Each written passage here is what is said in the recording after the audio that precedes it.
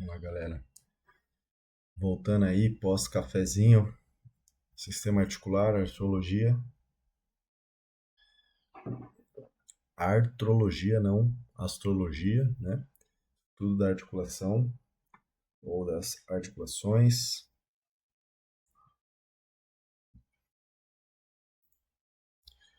Então, artrologia é o estudo das articulações. As articulações são conexões entre dois ou mais ossos que podem ou não permitir movimento. E eu, particularmente, eu gosto de chamar, né, as articulações que não permitem movimento de junturas, né? Junturas é um termo bem antigo, né, para articulação, mas a articulação nos dá um viés de movimento e não são todas as articulações que têm um movimento tão perceptível, né? Então, juntura cai bem para as articulações que não têm movimento, ao meu ver, né? Eu particularmente escolhi chamar assim. Então, são fundamentais, obviamente, para o movimento humano, para o aparelho locomotor, né?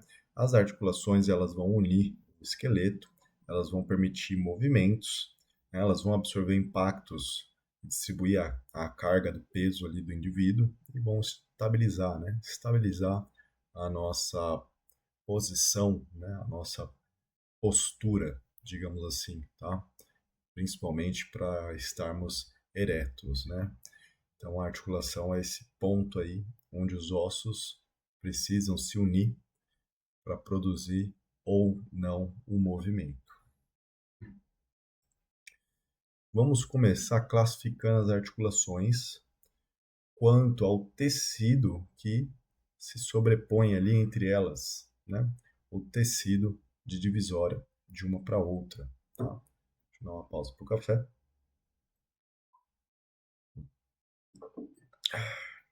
Então, eu coloquei uma foto aí que ela é ilustrativa, né? Mostrando algumas articulações. Tá? Mas quando a gente pensa nessa classificação de articulações por tecido, por substância entre elas, nós vamos ter três grandes tipos. As articulações fibrosas, em que o tecido é um tecido conjuntivo fibroso, em que, dependendo ali da extensão, do tamanho dos feixes, né, de tecido conjuntivo fibroso, esse movimento pode ser maior ou menor, certo? Nós temos articulações cartilaginosas, que são articulações em que os ossos estão divididos, separados por um disco de fibrocartilagem. E nós temos as articulações sinoviais, que são essas que estão representadas nessa figura, que são as clássicas, né, as articulações mais lembradas que nós temos aí, porque elas são as articulações que permitem movimento, tá? Então elas são basicamente sinoviais. Entre os ossos há a presença de um líquido chamado sinóvia, né? Vamos ver aí um pouquinho mais sobre esses três tipos de articulações. Também tem outro tipo de classificação quanto ao movimento, né? Então eu falei que não é toda articulação que tem movimento e tem aquelas articulações que elas são imóveis, né? Ou, bom, praticamente imóveis, né? São as articulações chamadas de sinartroses. Essas articulações, elas são junturas, né? Melhor dizendo, junturas de fixação entre os ossos, tá? Então, em um momento ali em que que elas completaram o seu desenvolvimento, elas são imóveis, elas não permitem movimento, perfeito? São chamadas de imóveis as sinartroses. E a gente tem as anfiartroses, que são as ligeiramente móveis, né? Ou vamos dizer, discretamente móveis também, né? As anfiartroses, elas têm um movimento muito limitado, quase também não perceptível, mas existe ali algum movimento ligeiramente maior, né, do que é visto na imóvel, tá bom? E a diartrose é a propriamente dita móvel, né, que possui movimento visível, expressivo, né? Então, as diartroses são as móveis. Então, nós temos aí as sinoviais, sua maioria, as sinoviais, elas são classificadas como móveis. Elas têm uma boa amplitude de movimento. Há algumas que não têm uma grande amplitude de movimento, mas as sinoviais, elas são basicamente de artroses, né? Podemos dizer que as cartilaginosas são anfiartroses, porque elas são semimóveis, tá? Algumas cartilaginosas, elas não são propriamente dita móveis, elas acabam entrando ali na categoria das sinartroses, né? Nós temos a maioria das articulações fibrosas sendo articulações imóveis, né, sendo sinartroses. Então, essas classificações estão aí nos livros de anatomia, né, desta forma, e de outras também. Então, vale lembrar que você pode encontrar algumas incoerências de um autor para o outro quando ele analisa algumas características das articulações, tá? Mas é interessante você saber interpretar aí o que ele quis dizer naquele ponto, né? Então, tem classificação pelo eixo de movimento, pelo plano de movimento. Deixa eu dar mais um golinho no café. O que é o eixo de movimento? O eixo de movimento ele fixa a articulação para ela se movimentar em um plano, um daqueles planos da anatomia, né? Então a gente tem articulações que são monoaxiais. As monoaxiais ou uniaxiais, o movimento só ocorre em um plano ou em um eixo. Um plano ou um eixo. Exemplo é a flexão e a extensão, o exemplo clássico. A flexão e a extensão, ela ocorre, como nós vemos na figura, por um eixo que passa aqui no ombro, de lateral para medial no ombro. Esse eixo fixa essa articulação do ombro aqui, de forma que ela só se movimenta no plano, neste plano sagital, né? Dentro do plano sagital, para frente e para trás, tá? Então, ela é uma típica articulação classificada como monoaxial, uniaxial, né? Permite movimento em um único plano, um único eixo. Nós temos as biaxiais que permitem dois eixos de movimento, né? Então elas podem fazer flexão e extensão e mais uma abdução ou adução ou um desvio, né? Um desvio radial e um desvio ulnar, tá? Então você tem, por exemplo, a articulação a radiocárpica do punho fazendo flexão e extensão, né? Flexão e extensão e também fazendo um desvio lateral e medial. Então são dois eixos de movimentos, né? Dois planos em que ela se movimenta, perfeito? Então ela é uma biaxial.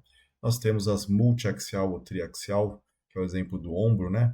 Que faz extensão, flexão, abdução, adução, circundução,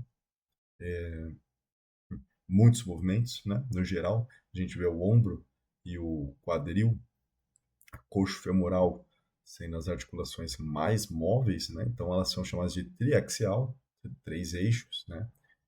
Três eixos de movimento, permite ali a rotação, a flexão, extensão, abdução e adução.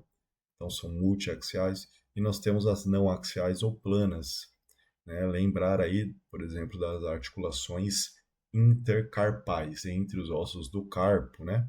Ou até as intermetacarpais, entre os metacarpos. No momento que eles se tocam, tem algumas articulações classificadas como planas, que o movimento é sutil de deslizamento. Então, um deslizamento não tem necessariamente um eixo ali para classificar, né?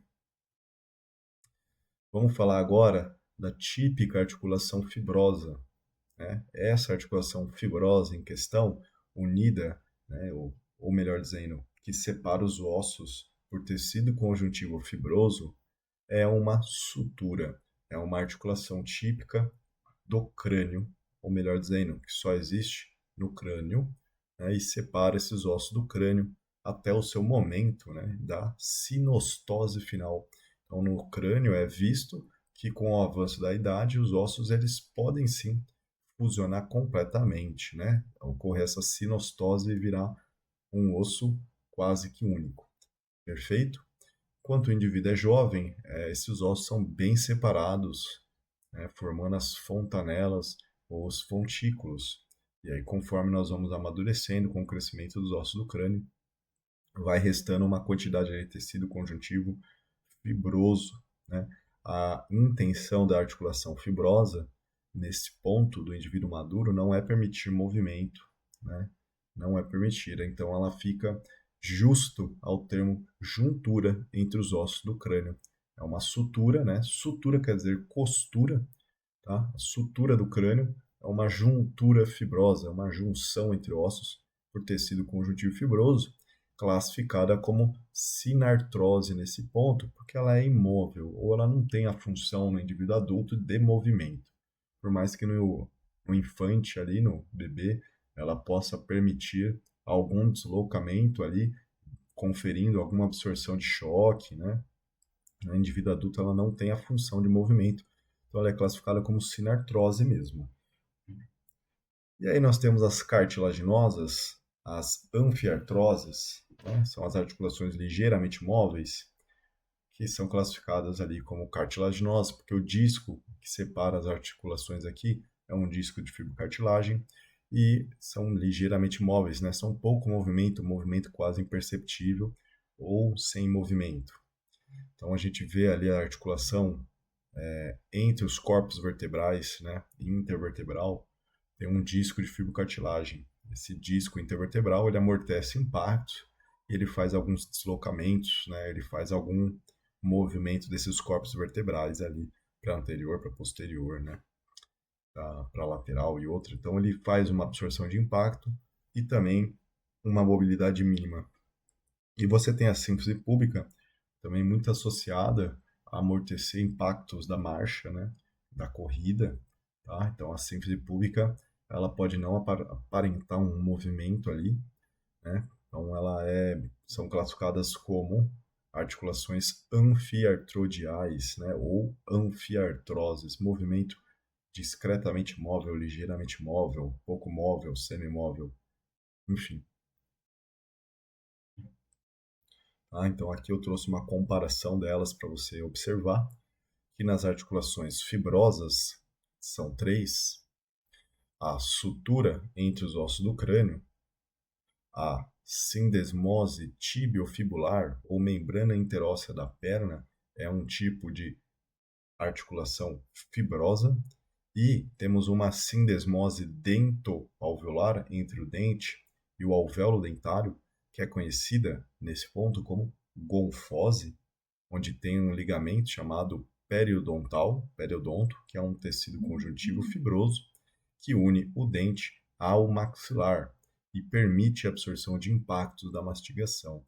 Então, são três tipos de articulações fibrosas conhecidas, né? Em cada uma delas a gente vê um comprimento desse ligamento, né, desse tecido conjuntivo fibroso. No crânio são bem curtos, na membrana interóssea, na sindesmose tibiofibular distal, um pouco, né, maiores, e no caso aqui da gonfose, bem curtos, né? Então, são articulações fibrosas classicamente sem movimento, imóvel, né? Sinartrose, perfeito? Comparando com a cartilaginosa, nós já vemos a morfologia delas, que é diferente. Então, aqui a gente vê um disco fibrocartilaginoso, aqui a gente já vê um disco fibrocartilaginoso, que já é perceptível que tem alguma capacidade ali de amortecer impacto ou de fazer alguma compressão ou um deslocamento.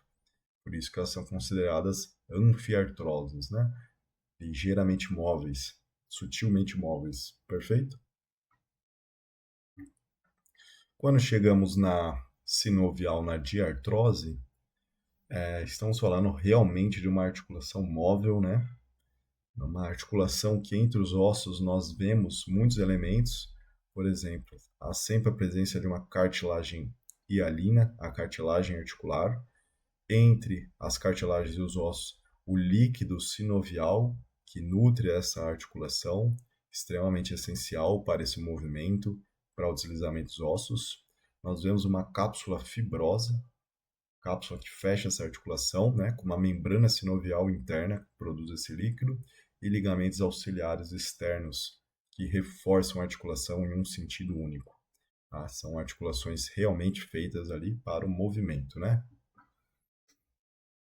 Então, as articulações sinoviais, elas possuem seus componentes, por exemplo, a cápsula articular.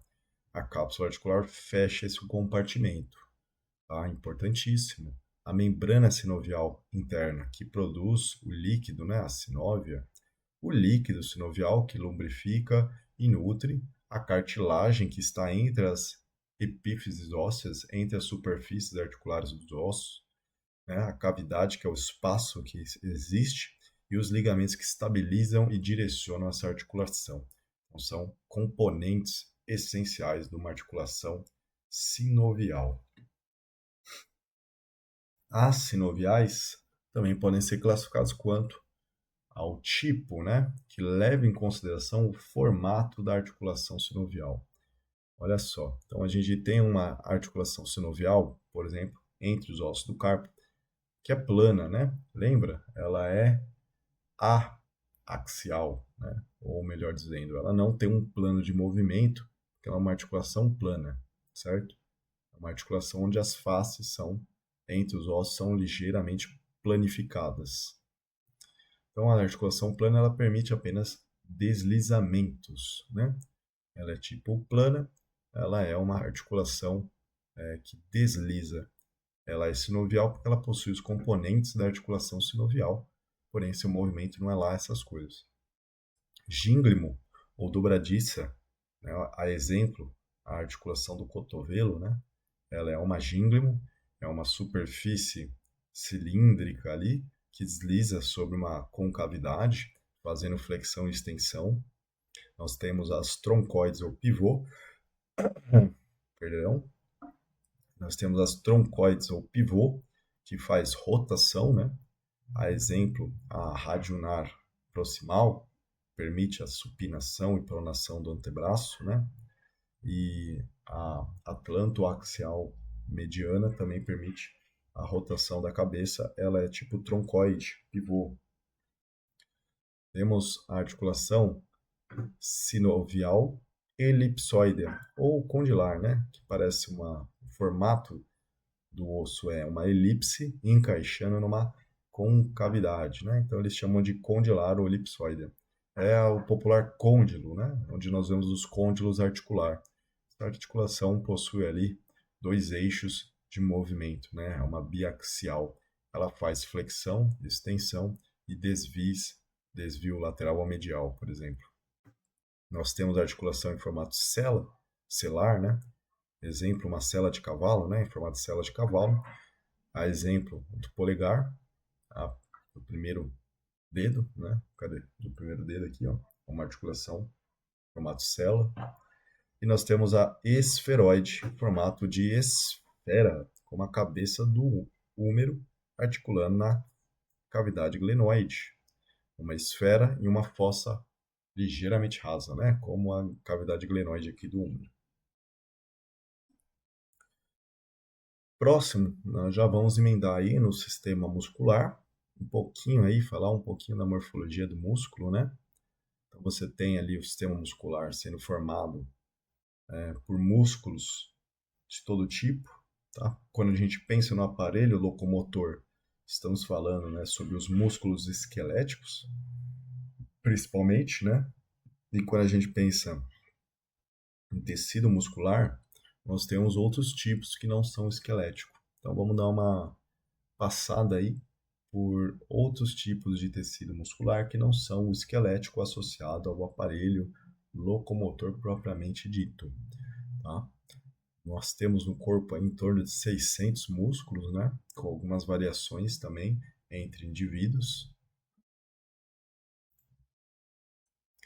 A exemplo da função do sistema muscular, nós temos o movimento e a postura corporal, nós temos a produção de calor, produzir calor para o corpo, também é uma função aí dos músculos, né? E a movimentação de substâncias internas, como o sangue e o alimento, né? Então, quando a gente pensa no movimento do trato gastrointestinal, nós estamos pensando no movimento das vísceras ocas para propelir o alimento por meio dos órgãos associados à digestão. Esse movimento é feito por musculatura lisa, né? Musculatura lisa ou tecido muscular liso, ele está aí associado para manter a homeostase do corpo. Ele é um tecido muscular, embora de propriedades diferentes do tecido estriado esquelético. Algumas características do músculo, né, que tornam ele uma célula ali, um tecido único, por exemplo, né, tem a sua excitabilidade, a capacidade de responder a estímulos, né, estímulos nervosos, por exemplo, a contratibilidade, capacidade de encurtar, e isso que gera força, sua elasticidade, né, sua elasticidade é aumentar o seu comprimento e retornar, e a extensibilidade, capacidade de se alongar. Tá? Então, nós vemos essas 4 características no tecido muscular.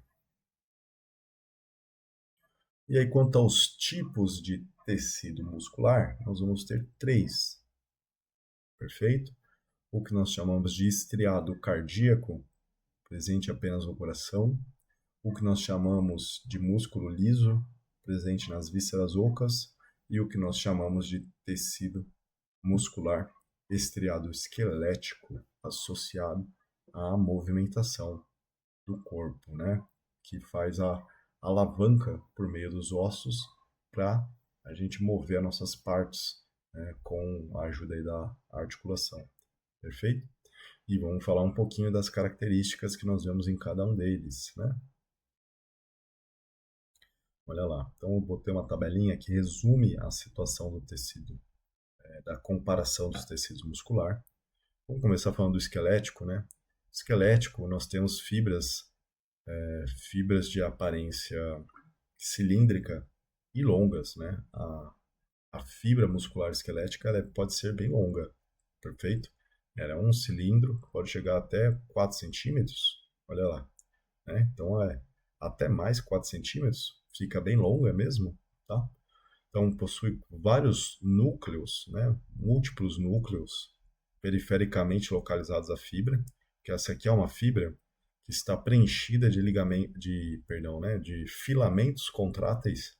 Esses filamentos contráteis preenchem todo o citoplasma da célula e os núcleos se encontram perifericamente. Ainda há uma presença grande de núcleos, porque eles são essenciais para a produção de proteínas da célula. Né? Estamos falando de tecido estriado esquelético. A produção de proteínas contráteis é importante, por isso tem muitos núcleos nessa fibra muscular, perfeito? Não existe conexão entre as células, né? Quando a gente compara com as outras, nós vemos alguns tipos. A presença de estriações por conta da organização dos filamentos contráteis. O controle ele é voluntário, né? A sua maioria ele é voluntário. Com reflexos ele pode ser involuntários, né? E nós temos aí a função principal, o movimento corporal, obviamente. Quando a gente pega um músculo liso, a localização está na parede de órgãos e vasos sanguíneos, por exemplo, músculo liso, né? A fibra é fusiforme, não tem um grande comprimento, pelo contrário, bem pequena. Os núcleos são únicos e central na fibra, ela não tem uma organização estabelecida de filamentos contráteis, o núcleo é bem central, né? E único. Não tem um metabolismo proteico como a gente vê no estriado esquelético. Possui junção comunicantes, não possui estriação e é involuntário, né? Nós vemos que é um músculo ali involuntário. Ele movimenta principalmente comida, né? No trato gastrointestinal e outras vísceras ocas. O último, o músculo cardíaco, o estriado cardíaco, é um músculo, como o nome diz, só está no coração. Sua função é essencial, obviamente, que é o bombear do sangue pelo sistema arterial para chegar ali no corpo e retornar pelo sistema venoso, né? Então é essencial à vida, com certeza. São fibras cilíndricas, estriadas e ramificadas, tá? Então o cardíaco ele tem uma mistura ali de ramificação com estriação. Núcleo único, centralizado na célula, né? A presença de discos intercalados que unem uma célula à outra, isso melhora a função do músculo cardíaco, tá certo? A presença de estriações, porém ele é involuntário. E a função, bombear o sangue, né? Olha lá, o músculo cardíaco. Nós vemos aqui um disco intercalar que liga uma fibra à outra.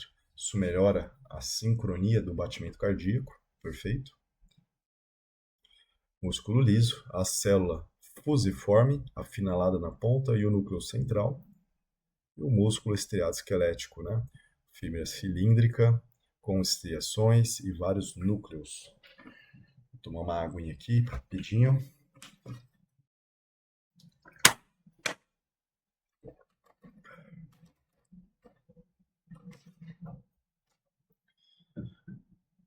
Vamos nessa.